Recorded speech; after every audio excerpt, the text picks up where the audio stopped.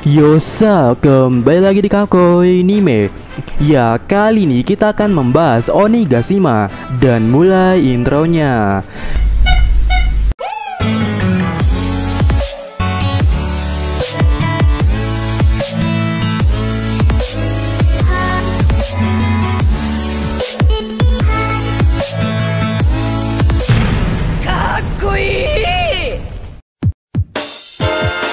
Ya, di chapter 997, di mana chapter ini sangat tua, sangat gila, dan salah satu poin yang paling menarik adalah terangkatnya Pulau Onigashima yang dilakukan oleh Kaido menggunakan awan panasnya. Dan kita tidak akan membahas cara kerja sistem awan panas ini yang bisa mengangkat Onigashima, karena ya sudah kita bahas sebelumnya. Jadi sekarang kita akan membahas bagaimana kedepannya Onigashima ini dan apa efeknya serta solusinya. Karena ya apa yang tengah dilakukan oleh Kaido ini, yaitu mengangkat Onigashima dan ingin membawanya ke ibu kota bunga, ini benar-benar beresiko, terutama bagi ibu kota itu sendiri beserta isi-isinya. Tapi sebelum kita ke sini, kita akan mulai dari awal dulu. Dan pertama kita akan singgung dulu soal struktur dari Pulau Onigashima ini. Karena ya hati kecil Mimin berkata sepertinya ada yang janggal, ada yang aneh, dan ada yang disembunyikan semacam misteri di Pulau Onigashima ini.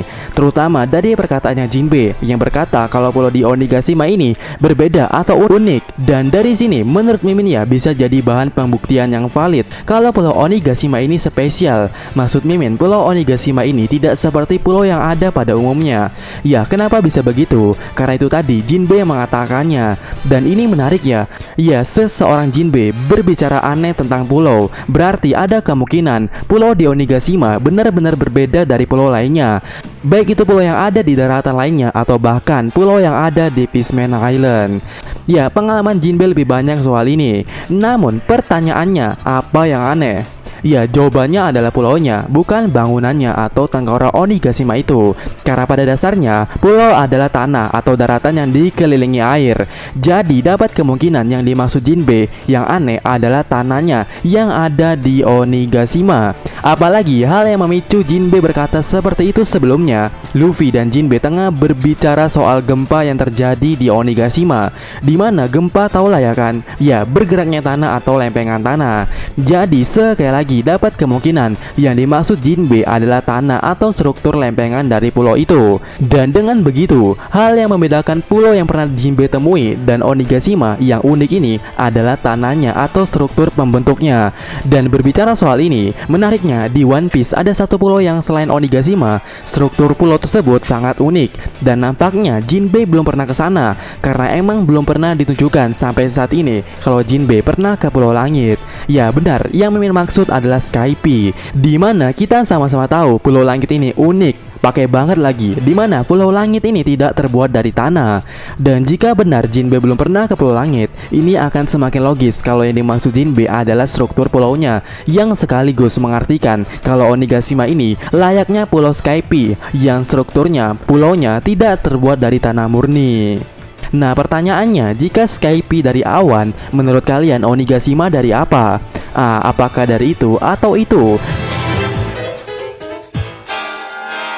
Ya, menurut kalian gimana? Tapi menurut Mimin, Pulau Onigashima ini sebagian besar isinya terdiri dari fosil-fosil makhluk hidup yang membatu. Ya, tentu karakteristik batu atau tanah yang berasal dari fosil ini sedikit berbeda, apalagi fosilnya asli. Nah, dengan dibawanya Onigashima menuju ibu kota bunga, mungkin nanti menjelaskan sedikit tentang Pulau Onigashima ini, kenapa sampai ada tengkorak di situ.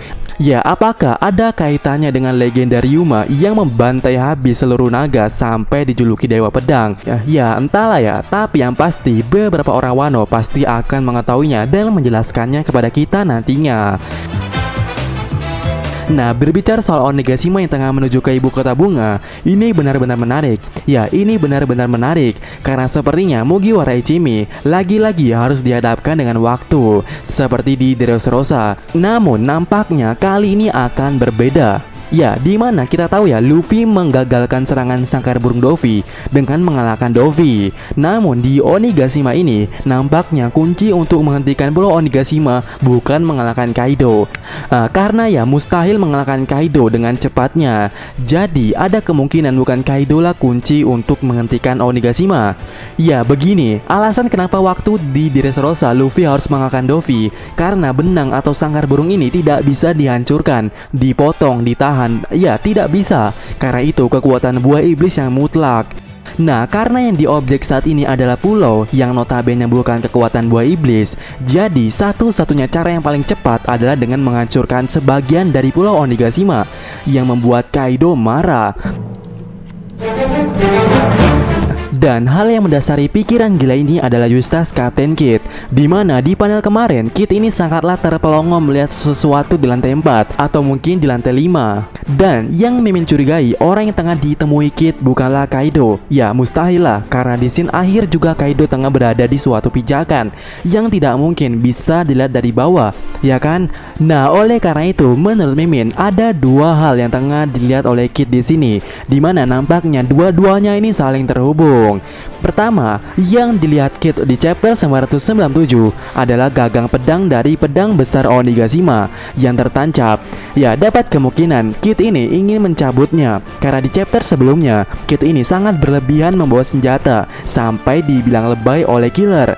Jadi ketika Kid melihat senjata yang sangat besar dan wah, hasrat keinginan Kid membawanya itu sangat besar, dan dapat dipastikan Kid ingin membawanya. Namun sepertinya tidak semudah itu. Ya, Kid ini di situasinya telah dihalangi seseorang, dan ini hal kedua yang dilihat oleh Kid, dimana di sini Kid melihat seseorang yang mencoba menghalanginya untuk mencabut pedang itu, dan orang yang menghalangi Kid adalah Wushu, Hawkin, dan King. Ya, alasannya di panel kemarin tatapan seriusnya King ini sepertinya sinkron dengan tatapannya Kid. Entah ini cuma perasaan Mimin atau apa ya, tapi menurut Mimin ada kemungkinan seperti itu, dimana Kid pastinya ingin mencabut pedang itu, dan rombongan King yang emang tugasnya menghalangi siapapun, terutama mencoba menghalangi Kid mencabut pedang itu. Karena menurut Mimin pedang yang tertancap di Onigashima ini adalah kuncinya. Ya, menurut Mimin kunci untuk menghancurkan Onigashima adalah pedang yang tertancap di Onigashima. Dan ini menarik ya, karena mulai sinkron dengan salah satu cover kalau pedang atau sebuah pedang yang tertancap adalah kunci keselamatan suatu daerah, hancur atau tidaknya. Dan apa kalian ingat dengan video yang ini? Yang mungkin sedikit nyambung ya sekarang kalau pedang Onigashima ini akan digunakan untuk membelah Onigashima itu sendiri. Dan saat inilah timing yang paling pas untuk membelah Onigashima, karena Onigashima sendiri ingin menghancurkan ibu kota bunga. Jadi tentu ini adalah cara yang paling efektif untuk menggagalkan New Onigashima-nya Kaido, karena Onigashima bakalan hancur.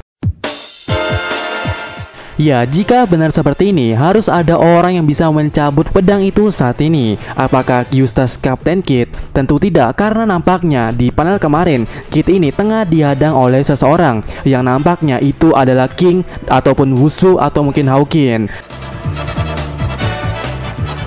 Kemudian apakah Torao? Ya, Mimin meragukan besar skala roomnya Law ini. Ya, apakah roomnya Law ini dapat mencakup seluruh pedang Onigashima? Ya, Mimin rasa tidak cukup. Apalagi sepertinya Torao ini memiliki misinya sendiri.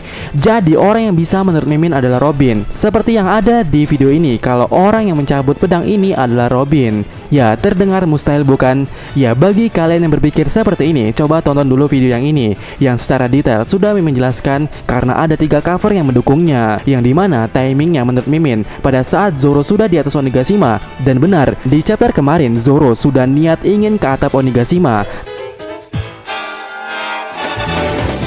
Jadi intinya untuk menghentikan pergerakan Onigashima adalah dengan cara menghancurkannya dengan pedang besar yang ada di situ, dan orang yang mencabutnya adalah Robin, sedangkan yang memotongnya adalah Kid dengan teknik boy iblisnya. Jikalau bukan Kid yang melakukannya, satu-satunya orang yang paling menarik untuk melakukannya adalah Yamato. Ya, tepat sebelum sampai di ibu kota bunga, ya masih di area ini. Dan jika benar seperti itu, Onigashima akan beneran hancur dan berhenti bergerak, dan Dan tentunya ini membuat Kaido marah.